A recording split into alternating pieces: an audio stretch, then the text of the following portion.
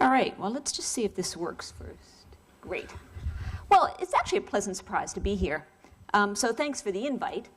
But I wouldn't knock back a chance to share some teaching methods I've started up in the past couple of years in a large first-year science course. I hope to convince you that these methods have served to reduce the unknown unknowns for the students and to provide feedback on threshold concepts that I didn't really even know that they didn't know until exam time. I've used some online methods to help provide real-time feedback, instant feedback, and that's allowed me scope to have more face-to-face small group activities in the lecture slots that I think have made the learning more meaningful. Okay, just a little bit of background. I've been here for 11 years now as a regular research and teaching academic. Mostly I do first-year teaching, and there's no stereotype there. It's not just because I'm the female in geology and geophysics. I like first-year teaching. It's been maybe over 400 lectures in the typical sort of 3 lecture slots a week. Thousands of students by now. First-year geology is a service course dominantly. Probably about a third of the students go on to ever take any more geology. Lecture attendance, we talked about this. It varies somewhere between here and here. Like Mario, this is my first week. We never quite get that bad, though, do we? But it can be quite discouraging. And in the media, there have been all sorts of displays about the lecture being dead. Everything from the Chronicle of Higher Education, the Atlantic Monthly, the New York Times, at MIT, lectures have gone the way of the blackboard. I think we still have blackboards at this university. Okay, but having said all that, the student experience of my lecturing was okay. 3 lecture slots a week. These are the sorts of teacher celts that we use at university. This is over a 7-year period. This shows how the numbers in the class have grown. So we are now in relatively large numbers. Percentage broad agreement. I just put that line across 88 to show that by most measures I've stayed above that. By and large, students think I'm an effective lecturer. You know, some years I haven't encouraged student participation. Other years I have. It sort of bounced up and down. So you might think, why change? You know, these are the things we put in for our promotion applications. I actually had a couple of reasons I wanted to change, and this is well, maybe not the more important reason, but I'll put this one up first. I haven't taught all of the first-year geology course, but in the past 2 years I have, which has allowed the experiments that I'm going to show you to take place. But I'm responsible for the course. I coordinated and set up the structure. And okay, well, by and large, the student experience of the quality of the course has been pretty good through time, from about 2003 to 2010 with our larger numbers. And there's been improvement. I mean, I wasn't very good at making the course be structured so that they felt part of a group committed to learning. That's gone up over the years, even as the numbers have gone up. Don't look here yet.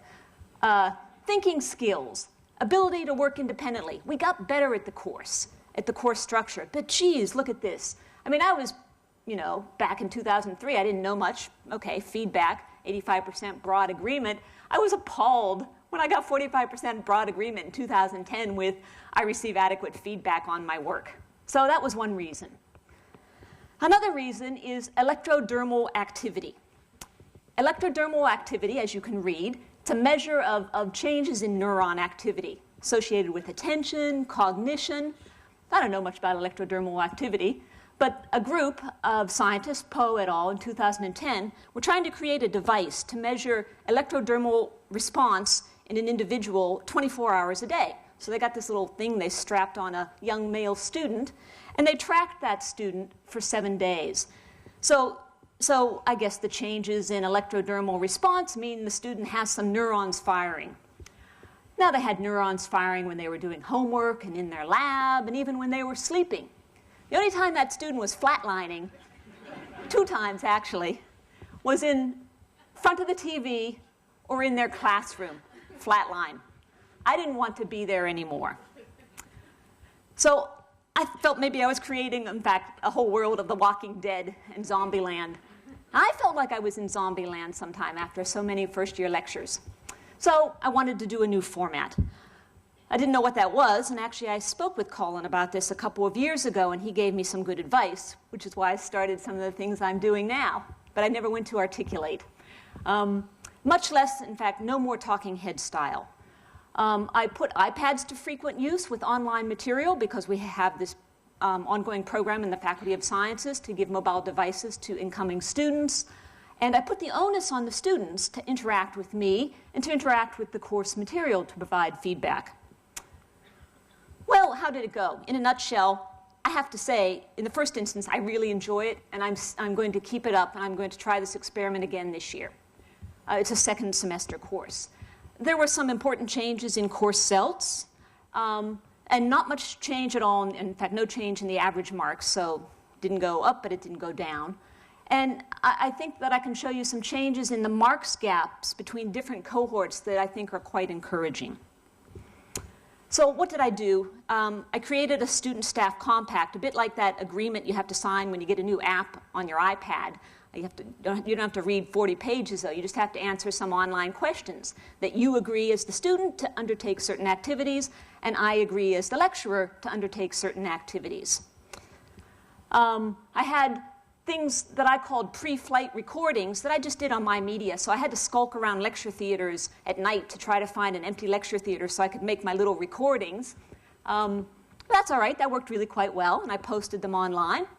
And then I got the students on board with online questionnaires that they could work through, and there was no right or no. There is right or wrong, but there was no there were no marks associated with it in terms of each set of questions. So I just had to do them to see how they went with the online recordings. And there were two carrots, actually, though. If they did all this in a particular week, if we had that kind of week, then there was no Monday lecture slot. So that was good. They didn't have to come in on the Monday for my class anyway. And if they did all of the online questions and interacted with the material, they would get 5% marks. It's just between 0 and 5. You didn't have to get them right. You just had to do them. On Wednesday and Thursday, then, in our lecture slots, I didn't lecture anymore. We had face-to-face small group activities. I created worksheets and stole them off the web, used other people's ideas, did role-playing and demonstrations and all sorts of fun things like that. Things involved a lot of chocolate. Chocolate is good. Mario, yep. And I had these practice quizzes, which became important for a different reason. Okay, how did it all go? Here are my course CELTs again. This time I've popped in 2011 and 2012 in the two green colors. Green is for go, because we went well. So check out the feedback. Here I was down here, just appalled at my 45%. That went up to, what is that, about 70% in 2011. And in 2012, I had like 92% broad agreement that the students were receiving adequate feedback. So I was quite pleased with that. And in fact, in the course, they were the best course CELTs that I had gotten.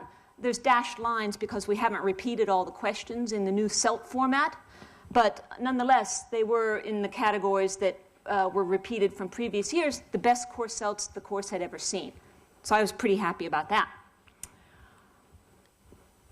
Oftentimes, I try to argue to students that attendance matters. And I know that attendance can be an issue in terms of part-time work.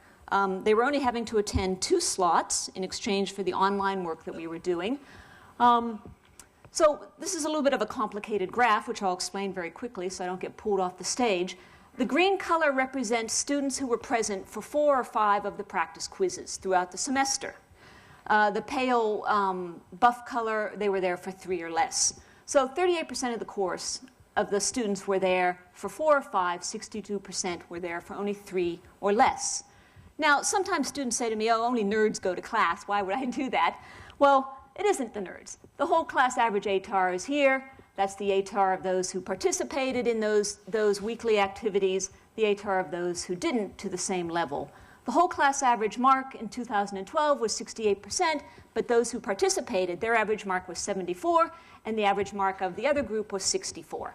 So I show this to students now to encourage them to participate.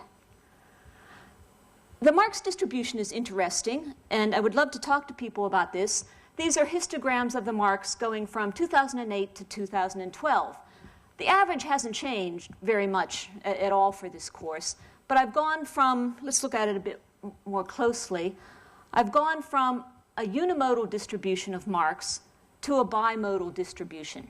Now, I should talk to a statistician, but at the very least, does the bimodal distribution suggest that I have 2 different student populations? Maybe 2 different groups, 2 different interest groups, or am I just seeing 2 distinct groups of students with different engagement levels? The students who are not engaged here, the students who are engaged over here.